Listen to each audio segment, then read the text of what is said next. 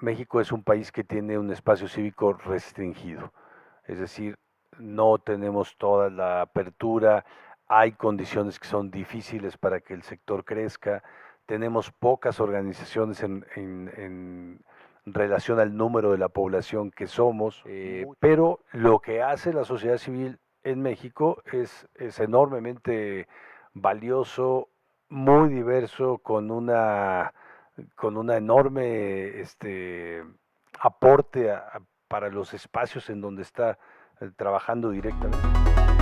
Expressions presenta Historias detrás de las causas, el podcast del Foro de Donantes. Es un espacio de encuentro con expertos en filantropía y responsabilidad social, que a través de sus vivencias han contribuido a hacer la diferencia en sus instituciones y en la sociedad. Juntos somos la suma de voluntades. Historias detrás de las causas. Bienvenidos, esto es Historias detrás de las causas. Recuerden que nos pueden escuchar en Apple Podcast, en Spotify y ver en YouTube.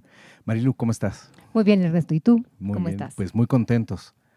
Muy contentos. Hoy tenemos un programa muy especial. Así es.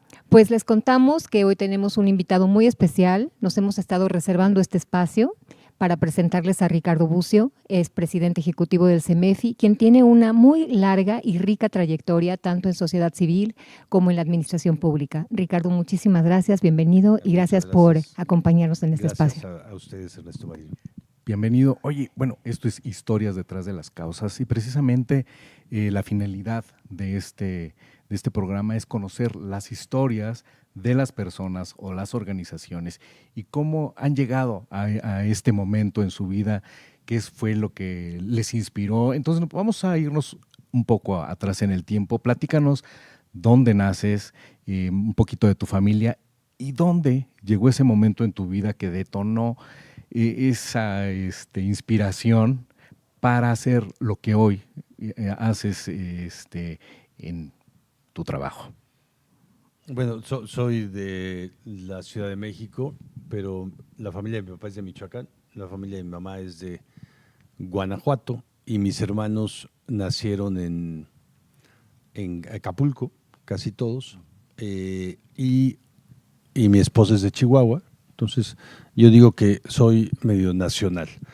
Eso hay una parte que marca, porque sí creo que me he pasado por el país le he dado muchas vueltas al país y me siento como muy, muy local en casi todo, ¿no? Siento que juego de local en casi todos lados, pero soy el noveno de 9 hermanos y en mi familia nací en una suerte de condominio horizontal en donde estaban las casas de mi mamá y de 2 de sus hermanos, y entonces éramos 17 primos. Y yo creo que ahí, digamos, pues aprendí la convivencia, aprendí la resiliencia comunitaria, digamos, pero también el cuidado, ¿no? El cuidado mutuo, el compartir, etcétera, etcétera. Eso fue ahí, y me parece que luego en mi desarrollo una parte importante, sobre todo de la niñez, la adolescencia, fue participar en los Scouts, y en los Scouts pues tener un tema de aprender a mirar un poco más allá, ¿no? Te forman, digamos, en esa etapa importante de la vida a mirar medio ambiente, a mirar otros entornos, a la independencia, ¿no? A salirte. Entonces yo me iba de viaje muy seguido desde la adolescencia y a la independencia, pero sobre todo al trabajo, digamos, en equipo y hacia afuera, con una mirada hacia afuera. Creo que esas partes fueron muy importantes. Ricardo, sabemos que eres un hombre muy comprometido con los derechos humanos, con las cuestiones de discriminación, de racismo, de cuidados de infancia. ¿Qué es lo que te llevó a comprometerte, a interesarte por estos temas en forma tan particular, que de hecho fuiste secretario ejecutivo del CIPINA y sé que hiciste cambios allí muy notables? ¿Nos puedes contar un poco de esto? Sí, mira, yo creo que primero también en mi formación y quizá por sobre todo por mi mamá. Mi mamá se involucraba en muchas cosas públicas, no era como muy ciudadana.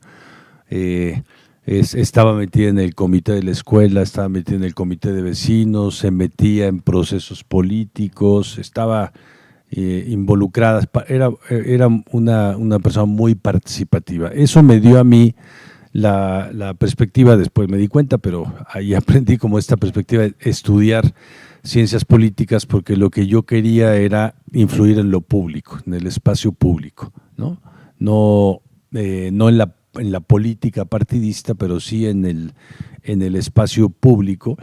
Y del espacio público, al mismo tiempo que entré a la universidad, alguien me invitó un día a acompañarlo, no me acuerdo ni quién fue, luego he intentado acordarme, pero ya no me da la cabeza, pero me invitó a llevar mi guitarra, porque iba a ir a una casa hogar para adultos mayores a tocar un domingo, y fui, y después me dijo, ¿y vienes la próxima semana? Y fui, y ahí me estuve 3 años en ese y en otro, pero poquito tiempo después también me interesó, tampoco sé exactamente por qué, pero la vida de los adolescentes que estaban privados de la libertad.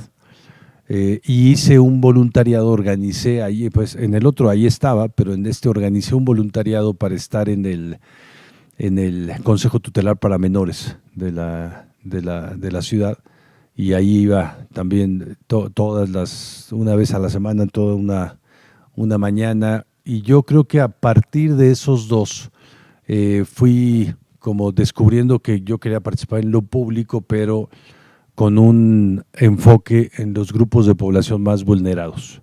Oye, me imagino que ahí, en este lugar donde viste a todos estos jóvenes, las historias que seguramente viste ahí han de haber marcado mucho en tu vida, porque justo es una edad que marca, ¿no? Ya fue marcada de la infancia, ¿no? Por algo están ahí.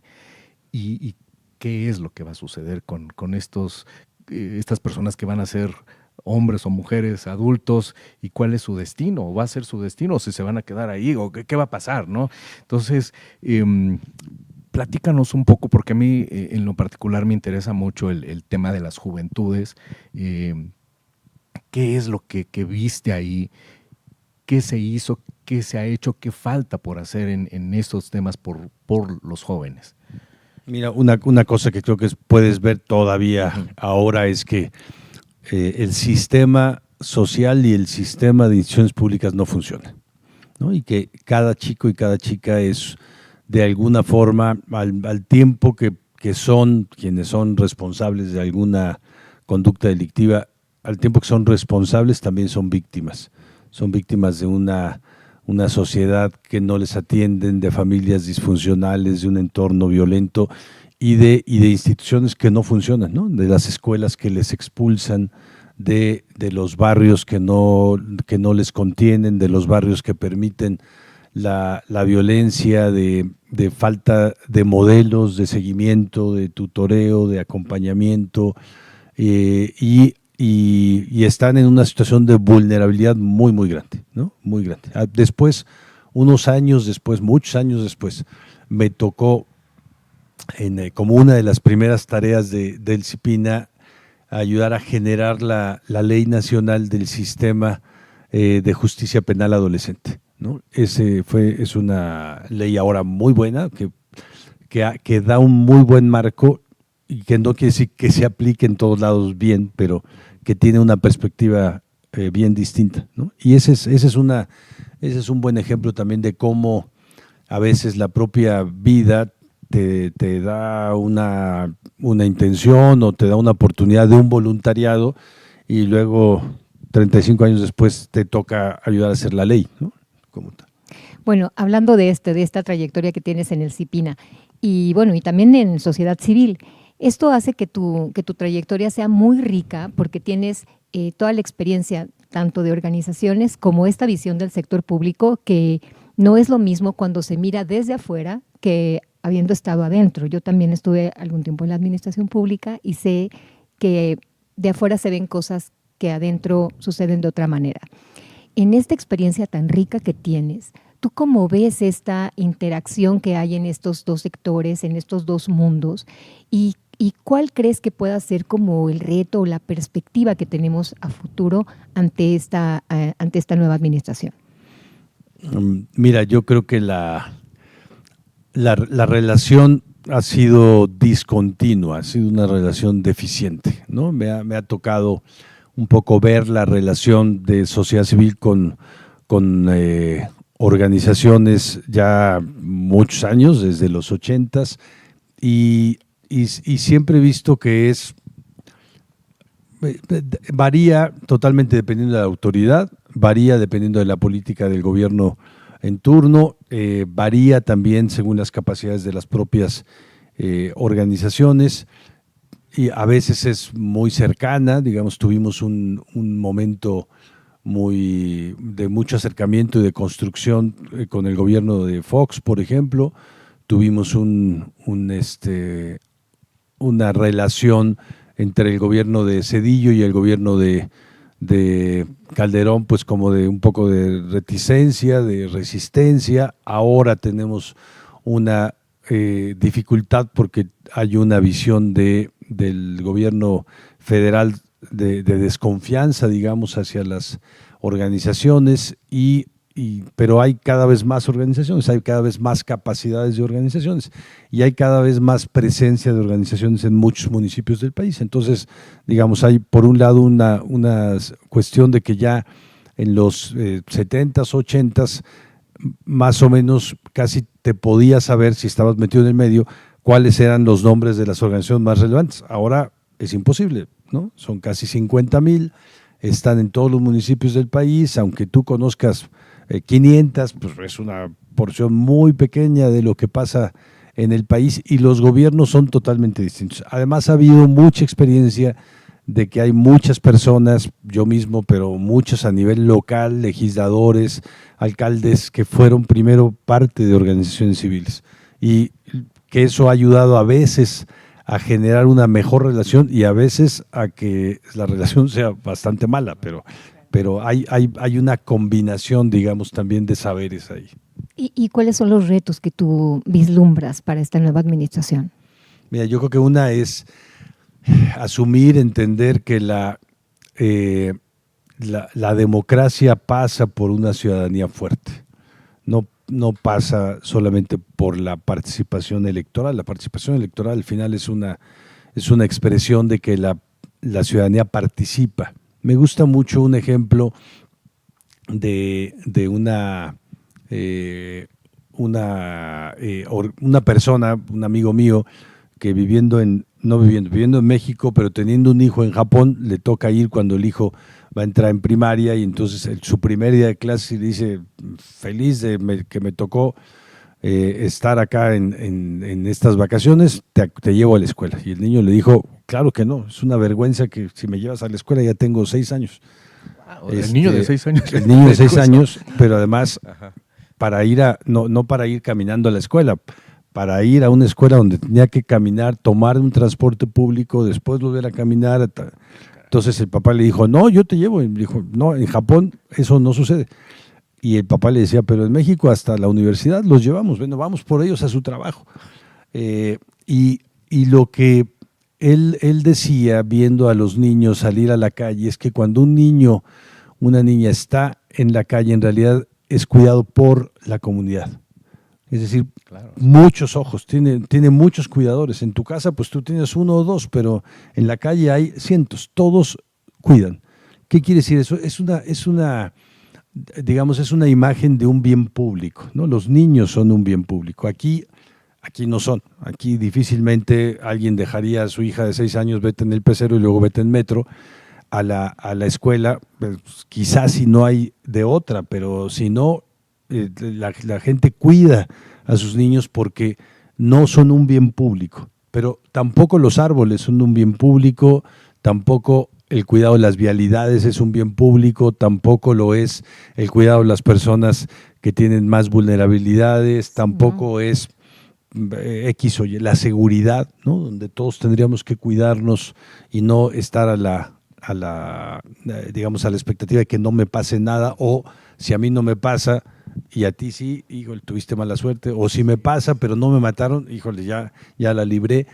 Esa visión que creo que es en donde nos podemos encontrar, donde la intención y la definición formal no se encuentra. Las instituciones públicas están para cuidar los bienes públicos, y las organizaciones queremos también eso. Qué impresionante ejemplo. Aquí al revés, ¿no? Aquí sales a la calle, sale un niño pequeño a la calle y digo, solo es una locura, ¿no? Porque más bien es todo el peligro que implica que salga a la calle solo. Exacto. O sea, más bien pasó algo previo, ¿no? Para que ese niño esté en la calle. Algo sucedió. Y si está en la calle, y deja tú a los 6 años, todavía más grandes, sigue siendo una preocupación que vaya un adolescente solo en la calle, ¿no? Por todo lo que el riesgo que implica. Chica, es un peligro. Una mujer, claro, ¿no? Retomando el tema sobre la visión que tiene el actual gobierno sobre las organizaciones, me gustaría que nos platicaras, porque bueno, quienes trabajamos en este medio tenemos idea, tenemos mucha información, porque además nos interesa estar al día, ¿no? Viendo qué es lo que está sucediendo. Pero me gustaría que nos compartieras desde CEMEFI qué se está haciendo para cambiar esta visión. ¿Cómo nos estamos organizando? Ahora sí que las organizaciones, ¿cómo estamos participando? ¿Cómo ves tú la preocupación en las organizaciones y qué tan están tomando este tema en sus manos para que se vea y que tengamos una visión en otros lugares, sobre todo en el gobierno, de lo que mucho que hacemos en las organizaciones y se hace bien? Sí, mira, con perspectivas diferentes. Ajá. Te comento una: las organizaciones cada que hay elecciones y va a entrar una administración, hacen propuestas de qué es lo que debe cambiar. Estas se hicieron en el 2012 y 2018 con la Cumbre Ciudadana, hubo una coalición ahí grande, y ahora no hubo una organización porque no hubo manera como de pensar cómo se podría entablar un diálogo en ese momento con los equipos de las candidaturas, ¿no? Las candidatas, el candidato.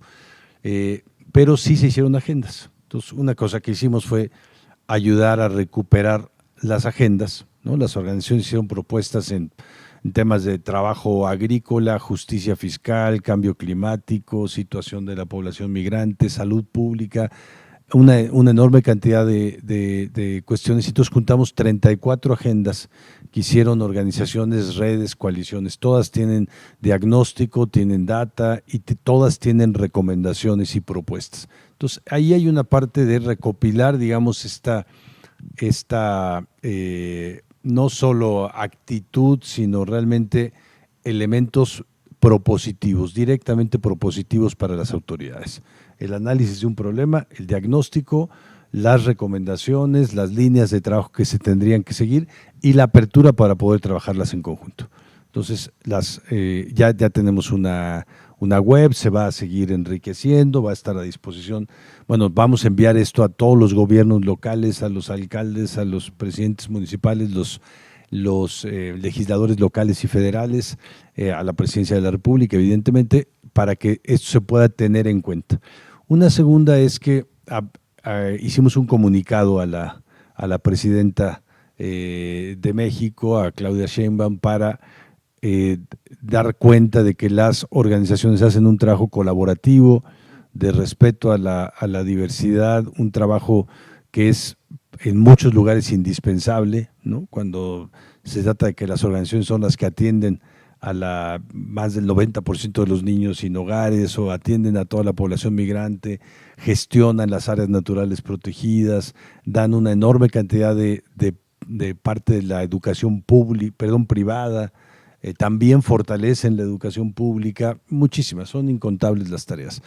Y hay esta propuesta que se hizo, carta abierta a la presidenta, se firmó por más de 1,500 organizaciones civiles de todo el país y de todos los temas y de todos los tamaños, para decirle que queremos una relación propositiva, abierta. Estamos dispuestos siempre, antes y ahora, a colaborar con las instituciones públicas y tratemos de sumar por lo que es común, ¿no? Y hay también, digamos, otra línea de trabajo es ver cómo las organizaciones que han perdido relevancia o que están en situaciones de dificultad pueden seguir trabajando en un contexto nuevo. Por ejemplo, las organizaciones y quizá más concretamente defensores del medio ambiente.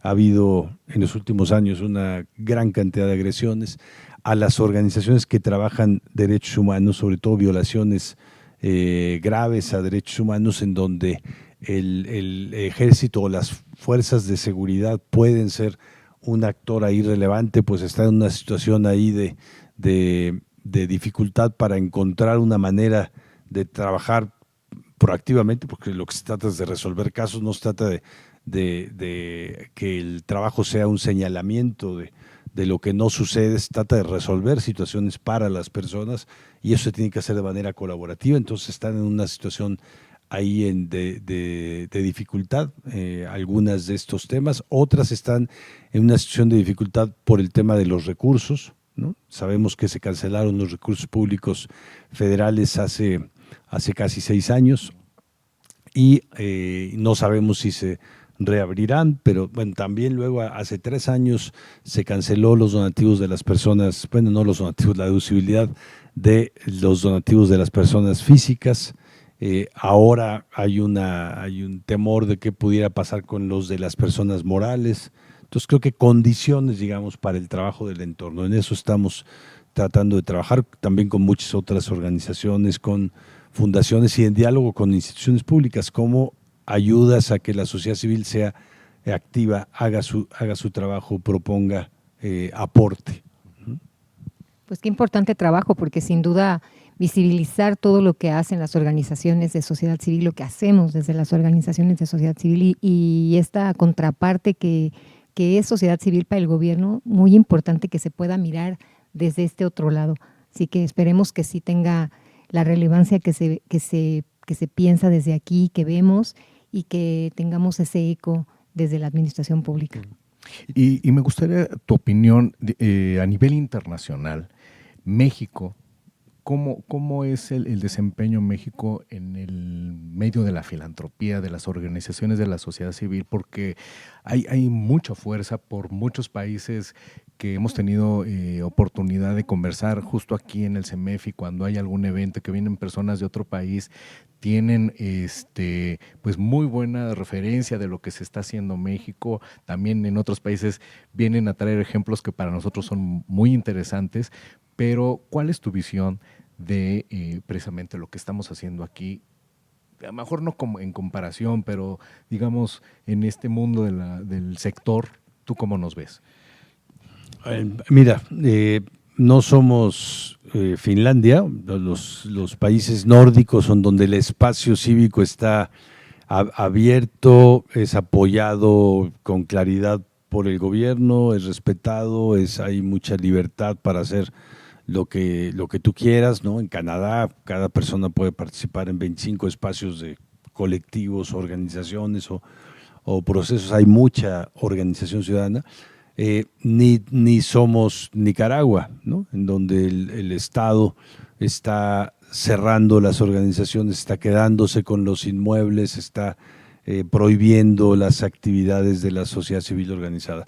Pero, digamos, en el monitor que hace Civicus, esta alianza internacional también por el trabajo de la ciudadanía, México es un país que tiene un espacio cívico restringido, es decir, no tenemos toda la apertura, hay condiciones que son difíciles para que el sector crezca, tenemos pocas organizaciones en relación al número de la población que somos, mucho menos, 6 veces menos que Chile, 4 veces menos que Colombia, por ejemplo, ¿no?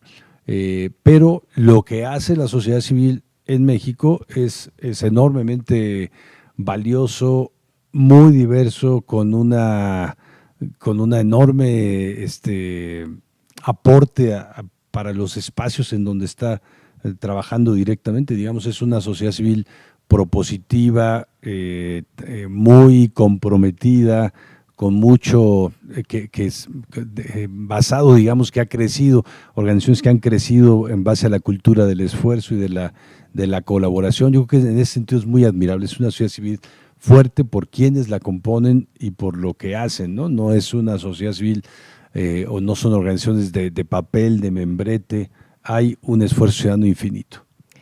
Ricardo, sé que tuviste oportunidad de estar con los tarahumaras, con los rarámuris, en algún momento de tu vida universitaria. Esto de alguna manera supongo te habrá impactado porque además es una edad en la que estas experiencias tienen mucha fuerza en nuestra vida. Y además nos comentaste que tu esposa es de Chihuahua. Algo que recuperes de esta experiencia en tu trayectoria, en tu vida personal. ¿Qué te dejó esta experiencia con los rarámuris? Que sin duda es una población además que está con una problemática muy particular por el medio en el que se encuentran. Sí, no, fue una cosa muy enriquecedora. Pasé dos veranos allá en comunidades indígenas y, bueno, primero me dejó una relación. Ahí sigo yendo cada vez que puedo. Me voy allá, sigo teniendo una relación con la persona que me acercó a estos procesos con las comunidades, ¿no? Un sacerdote jesuita, Javier Ávila, que recibió en algún momento acá el premio, el reconocimiento al compromiso por los demás. Él tiene 80 y pico de años, ahí sigue trabajando enormemente. Acaba de estar aquí en CEMEFI hace unos días, la semana pasada estuvo acá. Y bueno, primero una relación, luego descubrimiento de un planeta distinto, ¿no? Las comunidades indígenas, cada una tiene particularidades muy claras. La población rarámuri es enormemente distinta, que sea de muchos grupos indígenas, pero tienen una mirada del país que no tiene nada que ver ni siquiera con el estado de Chihuahua, ¿no? Un estado además en donde hay la parte mormona y hay la parte menonita y hay la parte pima y hay la parte rarámuri y hay Ciudad Juárez, que es un mosaico multicolor, y hay Chihuahua, que es una ciudad medio cerrada, medio conservadora, pero de gente muy buena. Digamos, es una muestra de un país súper distinto y las necesidades que hay son absolutamente apremiantes, que sigue habiendo, ¿no? La población rarámuri está tan pobre que como cuando yo iba en la universidad, pero además ahora está invadida por la violencia y por el narcotráfico, ¿no? El crimen organizado, la macrocriminalidad ha ido invadiendo muchos espacios de los pueblos, las comunidades no solo indígenas, rurales en general en el país, también urbanas, ahora lo vemos.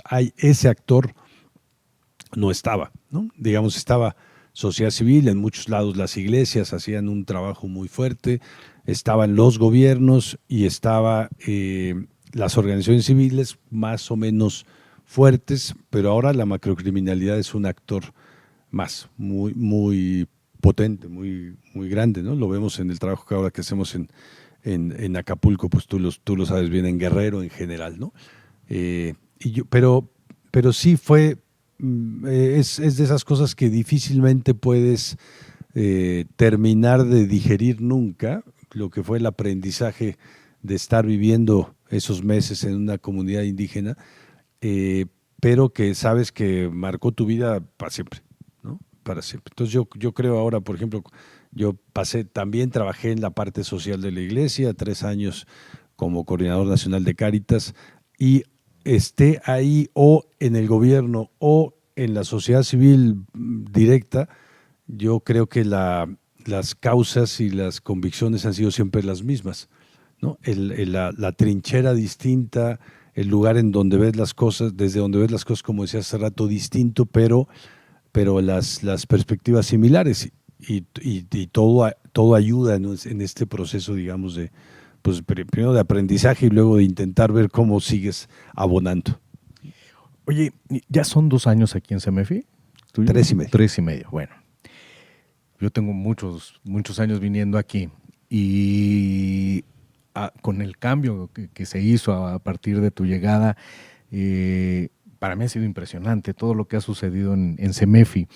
Me gustaría que nos compartieras, por favor, cuando tú llegas, cuáles eran los objetivos y cómo van en este proceso, porque han sido muchos los cambios, muy afortunados, todo lo que yo he visto, porque realmente se notó pues toda una reestructura, una reingeniería, ¿no? en cómo trabajan ahora en CEMEFI. Muchas felicidades por eso, y que viene para los próximos años. Pero platícanos cómo ha sido este proceso cuando llegas a CEMEFI.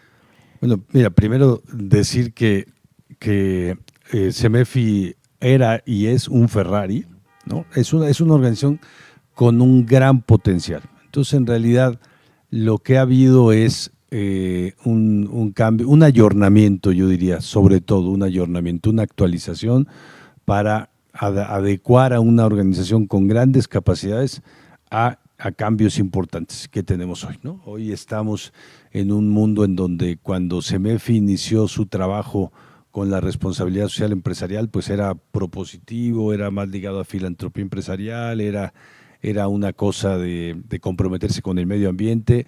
Hoy es una exigencia legal, es una exigencia de los mercados, es una exigencia del comercio internacional, o te subes o vas a ir quedando fuera, porque además es indispensable que seamos responsables en lo ambiental, que tengamos gobernanzas democráticas, que tengamos compromisos sociales importantes. Digamos, hoy CEMEFI tiene que adaptarse a que no te estoy proponiendo algo que es optativo, te estoy ayudando a que cumplamos nuestra responsabilidad. En la parte de las organizaciones civiles, pues las organizaciones civiles han ido también cambiando, sus necesidades son distintas de hace 10 o 20 o 30 años. Las necesidades de construcción de mecanismos financieros, de profesionalización de los equipos de trabajo, de generar data, de trabajar con tecnologías de información, de trabajar intersectorialmente, de relacionarse con lo global, pues ya nada que ver con lo que vivíamos hace unos años, y ahí CEMEFI tiene que ser también un mecanismo que ayude, pues básicamente ser un puente, ser un canal de comunicación entre estas realidades. Y creo que una de las cosas que quizá ahora vienen más, o es un proceso de cambio importante en la visión, es que podemos ser, acá me parece que nos toca ser mucho más incubador de procesos, incubador de alianzas, incubador de cambios en lo general para el ecosistema, que diseñador y operador de procesos y servicios directos, ¿no? CEMEFI fue una de las primeras organizaciones en dar servicios de fortalecimiento, pero ahora hay muchísimas fortalecedoras, ¿no? Muchísimas, o sea, podemos contar 100 fortalecedoras por lo menos. CEMEFI era una de las que hacían las primeras acreditaciones. Ahora no hay 100 acreditadoras, pero hay muchas más. Hay algunas cosas que podemos seguir trabajando, hay algunas con las que podemos trabajar con otros, pero hay que ver en dónde somos más útiles.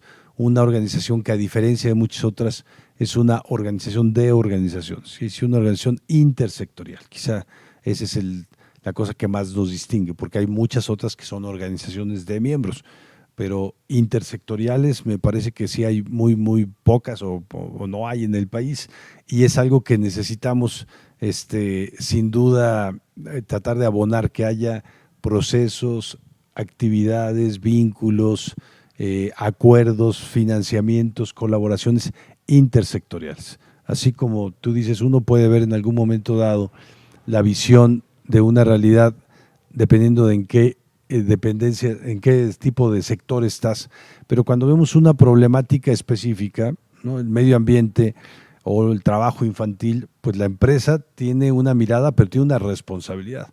El gobierno tiene una mirada y una responsabilidad, la academia también lo tiene, los organismos internacionales, las organizaciones civiles lo tenemos.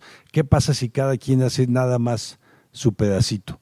O nadie puede hacer ni siquiera su pedacito, cada pedazo es inmenso, pero con una mirada acotada, tenemos mucho menos capacidad de incidencia en las realidades, en la en las problemáticas sociales, ¿no? Y creo que tenemos que tener intervenciones mucho más generales, mucho más menos imparciales, con una mirada mucho más colaborativa. Creo que esto viene, colaborar, incubar procesos y tratar de sumar, ser un espacio de suma, un nodo de suma. Ricardo, esto que los compartes, ¿no? De sumar, y como organización de organizaciones que es CEMEFI, que ha tenido un papel importante en este tema del Otis, que creo que ahí compartimos tu vivencia en Acapulco, como yo que crecí allá y que pues que tengo una preocupación por esto que está ocurriendo, que creo que es una preocupación para todos, ¿no? A raíz del Otis. Y creo que, bueno, todo esto que está haciendo CEMEFI, un papel muy relevante de vinculación y de articulación con estos actores que forman parte de esta comunidad. ¿Nos podrías platicar? Porque es un papel que antes CEMEFI no había tenido de esta manera y de esta magnitud también. Sí, ahí quizá parte, digamos, del ayornamiento es que si queremos, como cualquier organización civil, tratar de tener una intervención positiva en lo social es lo que marca las situaciones sociales son las que marcan el camino. Y en ese sentido, estar abierto a lo que está pasando, pues va marcando la ruta, ¿no? Nos fuimos, Acapulco nos fue metiendo, de alguna manera empezamos a difundir quién estaba acopiando, empezamos a difundir las cuentas de las fundaciones, luego empezamos a ver qué estaban haciendo unos allá para conectar con otros, y finalmente lo que se vio muy claramente es que como nosotros no acopiamos, no donamos, no movemos, no entregamos, no distribuimos, no construimos, etcétera, pero sí vinculamos, entonces se nos fue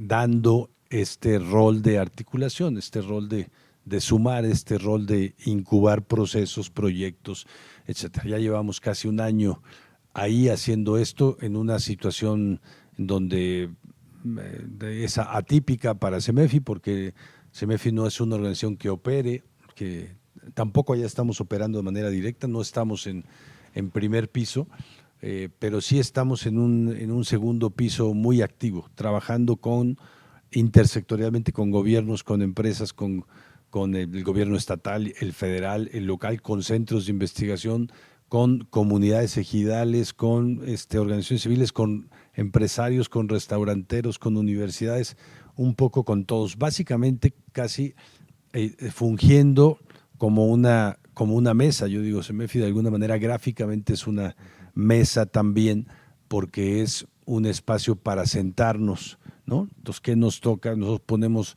la mesa, ayudamos a facilitar un encuentro, a que se escuchen las personas, a que encontremos luego para de una reunión decir, oye, se fijaron que estamos haciendo esto y necesitamos esto y estos tienen acá, vincular, acercar, etcétera.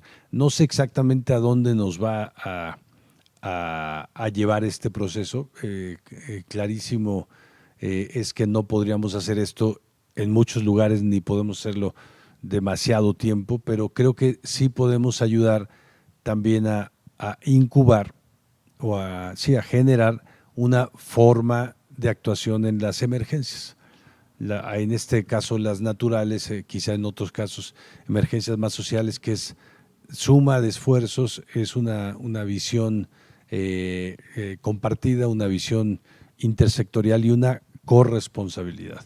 Cada quien puede hacer su propia campaña, cada quien puede hacer su propia acopio, todo sirve, pero lo que más sirve es trabajar juntos. No, y eso es un gran papel que desempeña CEMEFI haciendo todo esto, ¿no? Porque siempre, pues las organizaciones luego estamos un poco dispersos o concentrados en lo que tenemos que hacer, pero no vemos lo que están haciendo los demás, y el tema de las alianzas es en este momento, bueno, siempre ha sido, pero ahorita en este momento, pues es lo de hoy, ¿no? Porque pues no hay recursos que alcancen, y sobre todo ante problemas tan grandes como lo que sucedió en Acapulco, ¿no? Y los que puedan venir. Queremos de verdad agradecerte muchísimo este espacio, felicitarte por el trabajo que estás llevando aquí en CEMEFI como la cabeza, ¿no?